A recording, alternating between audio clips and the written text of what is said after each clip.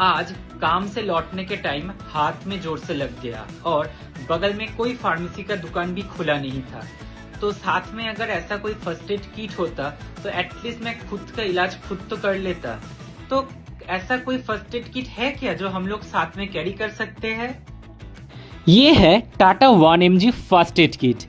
दिखने में एकदम स्लिक और ट्रैवल फ्रेंडली, लेकिन इसके अंदर छुपा है आपकी हर छोटी बड़ी अनहोनी का सॉलिड सोल्यूशन। छोटी मोटी खरोच हो या अचानक आया बुखार, डिहाइड्रेशन हो या कोई कट, इसमें आपको मिलता है एंटीसेप्टिक सोल्यूशन, बैंडेड, ORS और ज़रूरी पत्तियाँ, सब कुछ एक ही जगह ऑर्गेनाइज्ड। ट्रैवलिंग में सेफ्टी से नो कॉम्प्रोमाइज़। ये छोटा सा पाउच आपके बैग में जगह भी नहीं लेगा और इमरजेंसी में सबसे बड़ा लाइफ सेवर बनेगा।